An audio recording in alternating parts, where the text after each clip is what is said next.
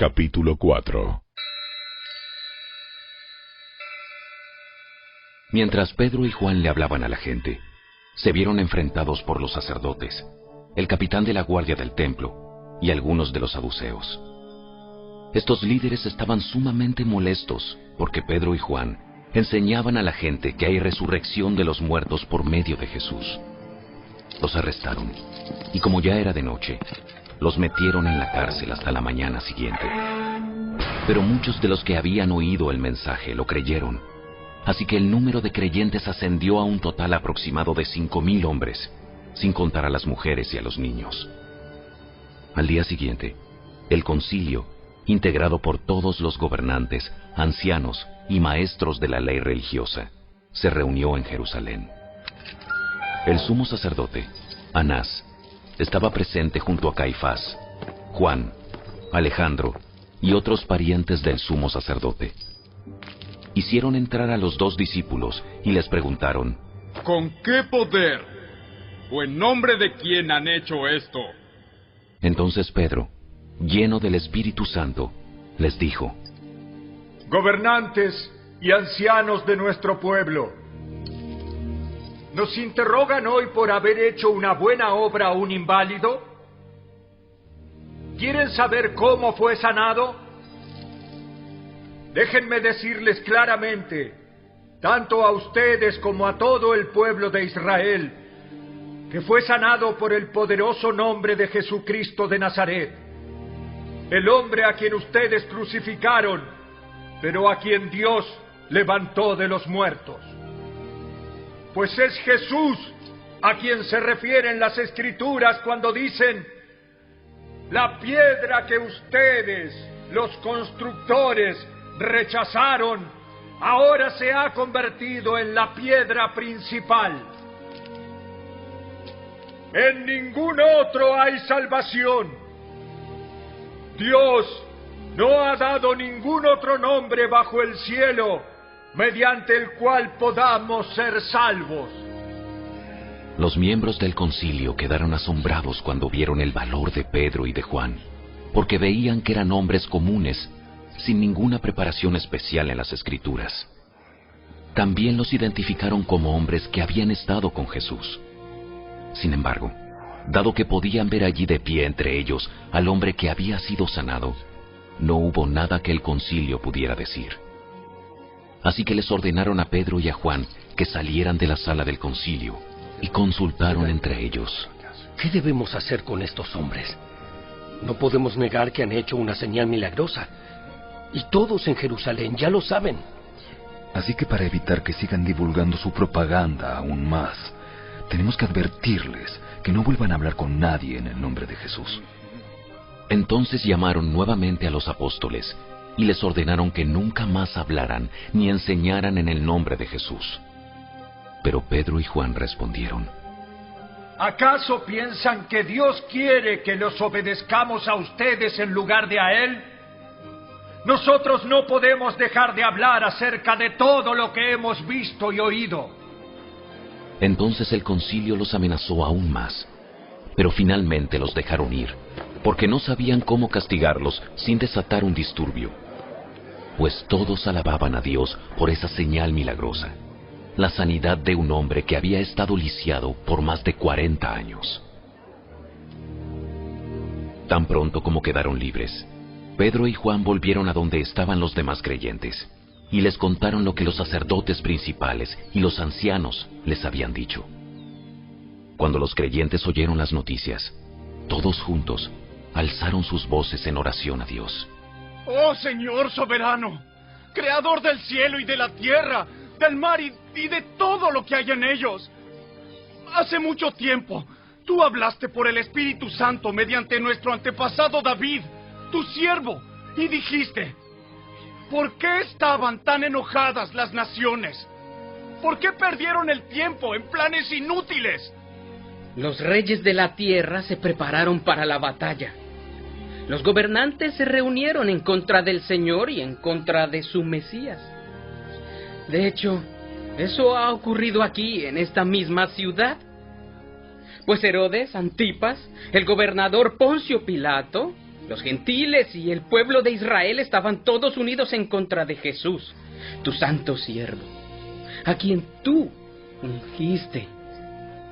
Sin embargo, todo lo que hicieron ya estaba determinado de antemano de acuerdo con tu voluntad. Y ahora, oh Señor, escucha sus amenazas y danos a nosotros, tus siervos, mucho valor al predicar tu palabra. Extiende tu mano con poder sanador. Que se hagan señales milagrosas y maravillas por medio del nombre de tu santo siervo Jesús. Después de esta oración, el lugar donde estaban reunidos tembló, y todos fueron llenos del Espíritu Santo, y predicaban con valentía la palabra de Dios. Todos los creyentes estaban unidos de corazón y en espíritu. Consideraban que sus posesiones no eran propias, así que compartían todo lo que tenían. Los apóstoles daban testimonio con poder de la resurrección del Señor Jesús, y la gran bendición de Dios estaba sobre todos ellos. No había necesitados entre ellos, porque los que tenían terrenos o casas los vendían y llevaban el dinero a los apóstoles para que ellos lo dieran a los que pasaban necesidad. Por ejemplo, había un tal José, a quien los apóstoles le pusieron el sobrenombre Bernabé, que significa hijo de ánimo. Él pertenecía a la tribu de Leví y era oriundo de la isla de Chipre. Vendió un campo que tenía y llevó el dinero a los apóstoles. Audioescuelasabática.com. Viernes 30 de julio, para estudiar y meditar.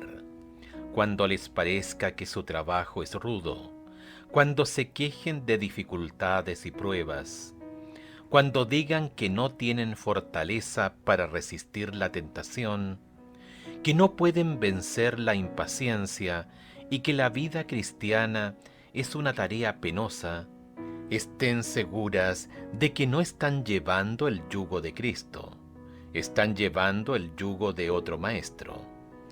Conducción del Niño, página 251 y 252. Se necesitan vigilancia constante y devoción ferviente y amante, pero ellas vendrán naturalmente cuando el alma sea preservada por el poder de Dios mediante la fe. No podemos hacer nada, absolutamente nada, para ganar el favor divino. No debemos confiar en absoluto en nosotros mismos ni en nuestras buenas obras. Sin embargo, cuando vamos a Cristo como seres falibles y pecadores, podemos hallar descanso en su amor. Dios aceptará a cada uno que acude a Él, confiando plenamente en los méritos de un Salvador crucificado. El amor brota en el corazón.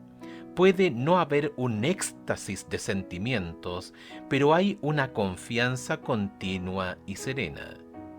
Toda carga se hace liviana, pues el yugo que impone Cristo es fácil.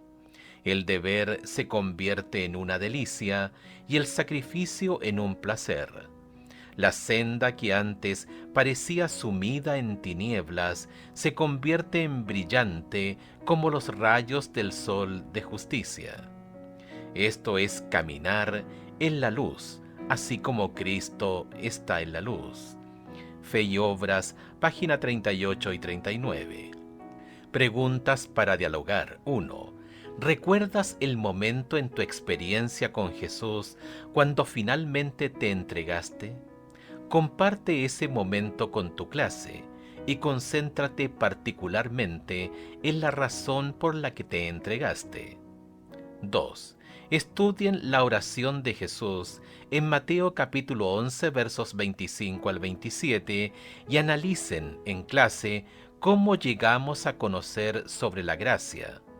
¿Por qué Dios oculta el plan de salvación, estas cosas, de los sabios y entendidos, y se las revela a los niños? 3. De una manera práctica, ¿cómo podemos ayudar a acercarse a Jesús y hallar descanso a quienes nos rodean y luchan con sus cargas? 4. reflexiona en esta idea de ser manso y humilde de corazón. ¿No es eso malo para la autoestima de una persona?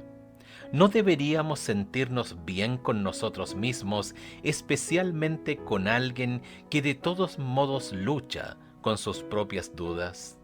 La cruz y lo que ésta representa, ¿cómo nos ayuda a entender lo que Jesús quiere decir acerca de ser manso y humilde?